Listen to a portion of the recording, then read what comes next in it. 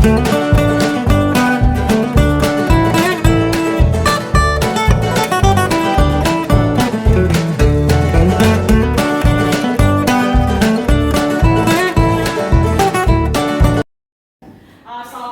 warahmatullahi wabarakatuh. Waalaikumsalam warahmatullahi wabarakatuh. Ya, hari ini kita lanjut lagi untuk belajar IPS tentang peran IPS dalam kegiatan ekonomi. Tapi sebelum belajar, mari kita berdoa dulu.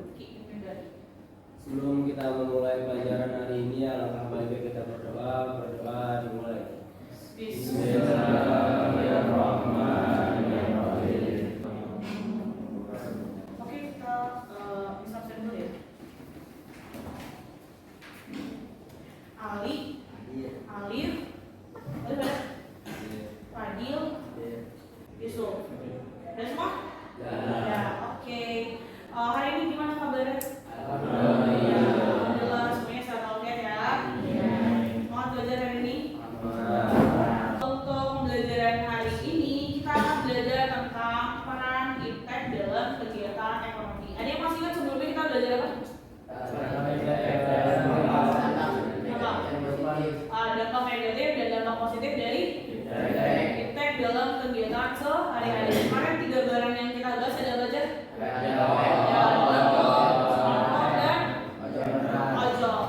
Nah, hari ini tujuan pembelajaran kita adalah melalui model pembelajaran problem based learning diharapkan peserta didik mampu menguraikan peran iptek dalam kegiatan produksi dengan tepat. Di akhir, kamu diharapkan bisa punya sikap tanggung jawab, disiplin, percaya diri, religius, dan kerjasama.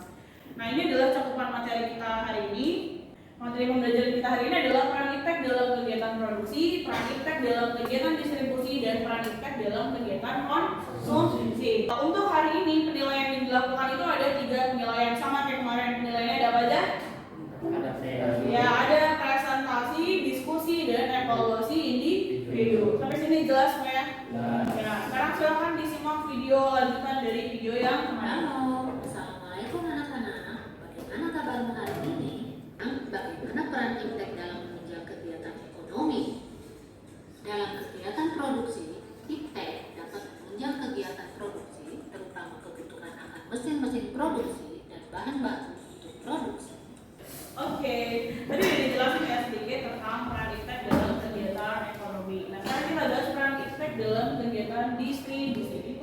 Jadi peran iptek dalam kegiatan produksi itu adalah kegiatan menghasilkan barang atau jasa atau kegiatan menambah nilai guna barang jasa. Jadi produksi itu bukan hanya membuat, tapi menambah nilai guna suatu barang. Itu juga bisa disebut sebagai kegiatan produksi. Sekarang bayangin misalnya gini, kalau misalnya dia cuma botol, dia udah bisa dijual belum?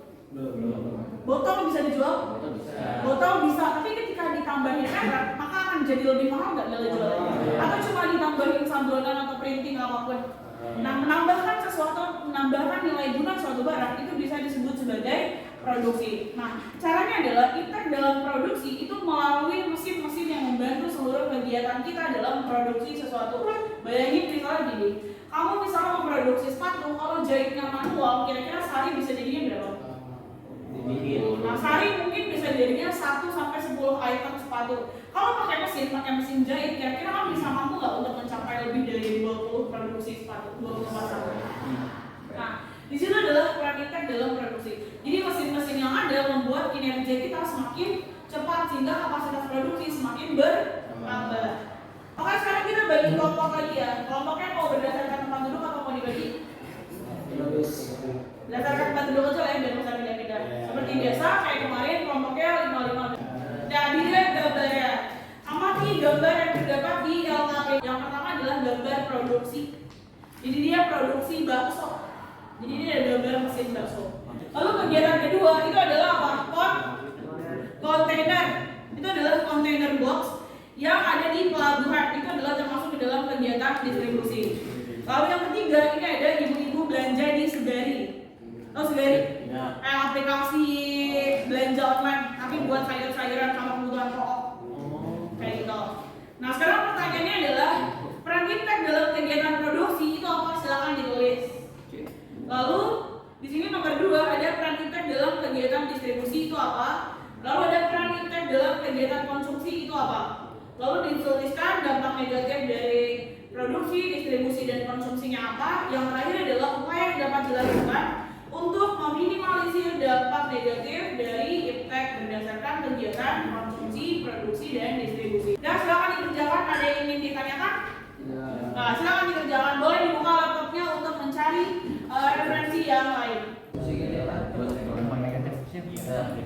Ini bisa cari dari itu. Ini bisa nyari nggak? Bisa ini juga. Tapi laptopnya bisa nyari. Malas bisa. Ini bisa mas.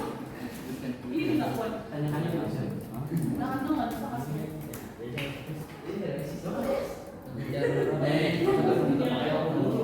Dapat menunjuk kegiatan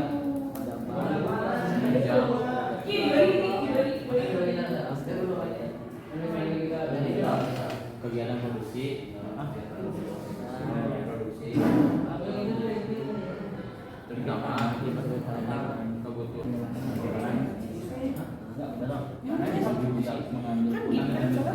yang dapat dilakukan untuk minimalisasi kegiatan ini? Dampak negatifnya apa dulu?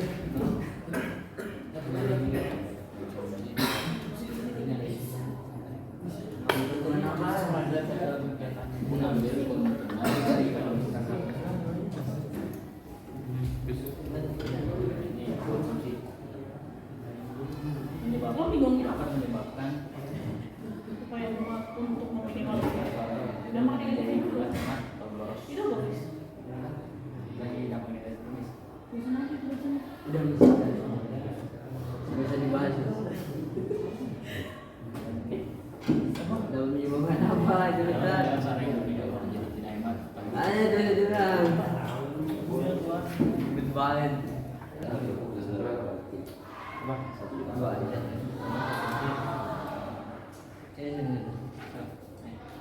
Ya, presentasi yang udah selesai kan dulu selesai itu. Dan teman-teman silakan diperhatikan, jangan lupa setiap kelompok wajib memberikan minimal 1 pertanyaan. Dah? Ya, mari kita mulai presentasinya. Silakan dimulai. Assalamualaikum warahmatullahi wabarakatuh.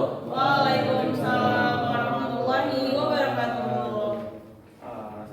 Kami akan Presentasikan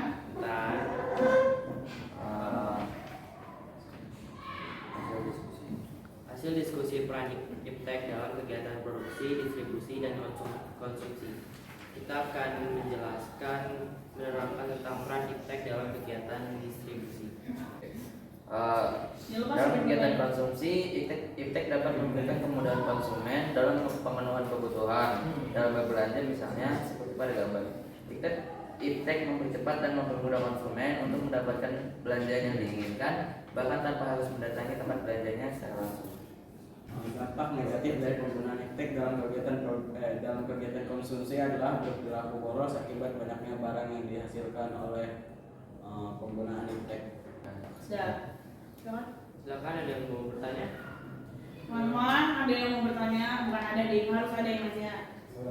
Ini berkaitan sama kegiatan konsumsi. Siapa yang mau tanya? Raise your hand. Ya baik, silakan bertanya.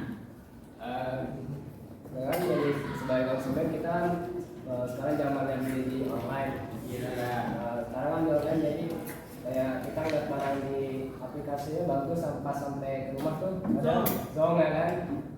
Gimana cara kita biar kita tetap pakai itu, tapi kayak sebijak-bijaknya kayak agar dapet yang bagus gitu, dan sampai nggak nanti Gimana caranya meminimalisir bentuk kayak scamming dari belanja online, kayak penipuan? Kayak di gambar tuh ternyata bagus banget, pas nyampe ternyata barangnya kayak gitu. Kira-kira adakah tips dari teman-teman untuk teman-teman yang lain untuk menghadapi hal-hal yang tersebut? Ya, saya sendiri juga pernah mengalami, dan saya mungkin bisa menjelaskan tips-tipsnya. Yang pertama, carilah toko yang sudah banyak followersnya banyak lah, terus juga banyak yang beli di toko itu. Terus habis itu lihat komentarnya, lihat ulasan dari yang pembelinya, kapan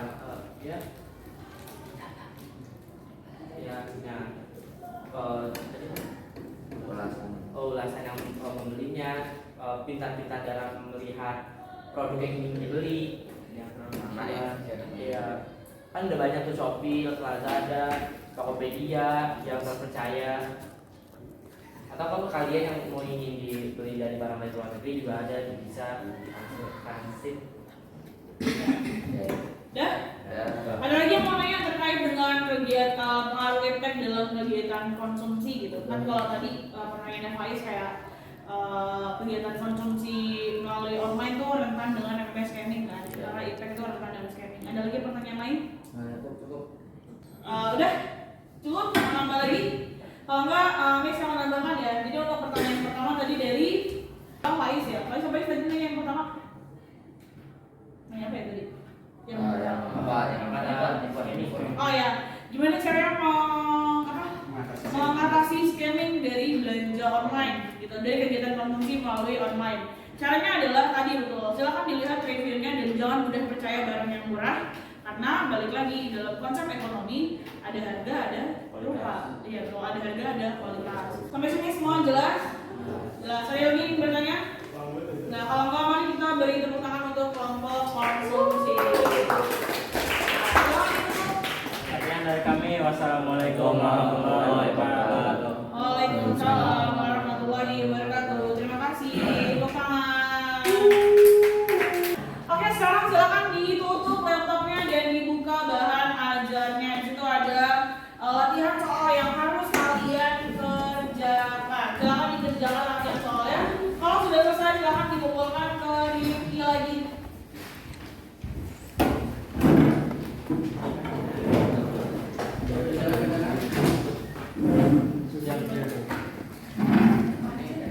Yang di mana, Miss? Yang paling belakang. Yang di pertemuan dua jangan dikerjakan. Hari ini pelajaran kita udah selesai, tapi sebelum mengakhiri pertemuan kita hari ini, mari kita review apa yang sudah kita pelajari hari ini. Jadi hari ini kita belajar apa aja?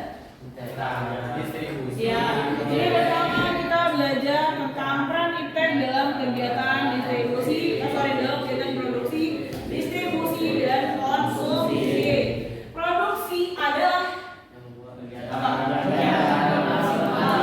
kegiatan produksinya adalah kegiatan yang menghasilkan sebuah barang atau membuat sebuah barang atau menambah nilai guna suatu barang, itu juga termasuk kegiatan produksi. Kira-kira peran impact dalam produksi itu apa tadi?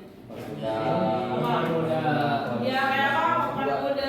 Mempermudah proses produksi, bisa menambah jumlah kapasitas produksi, dan cara adalah mempercepat kegiatan produksi. Lalu kita lanjut ke kegiatan distribusi. Distribusi adalah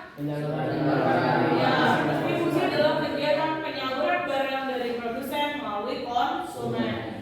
Orangnya kita sebut sebagai distributor. Lalu kira-kira gimana sih peran impact dalam kegiatan distribusi? Apa aja tadi perannya? Ya, apa? Mempercepat kegiatan pengiriman dari produsen ke konsumen. Lalu yang terakhir kita bahas tentang konsumsi. Konsumsi adalah kegiatan menghabiskan nilai guna suatu barang atau kegiatan mengurangi nilai guna suatu barang. Lalu kira-kira peran impact dalam kegiatan konsumsi itu apa? Otomatis mempermudah kita dalam mendapatkan suatu barang. Misalnya gini, kalau belanja sekarang udah nggak perlu ke pasar yang becek-becek, cukup becek sayuran datang. Dan sampai sini semua jelas? Ada yang mau ditanyakan? Nah, oke, kita cukupkan dulu pelajaran kita di hari ini. Mari kita tutup pembelajaran kita hari ini dengan membaca doa ayat 3. Sebelum kita mengakhiri pelajaran hari ini, alangkah baiknya kita berdoa dimulai. Bismillahirrahmanirrahim. Oke, terima kasih. Assalamualaikum warahmatullahi wabarakatuh. Waalaikumsalam warahmatullahi wabarakatuh.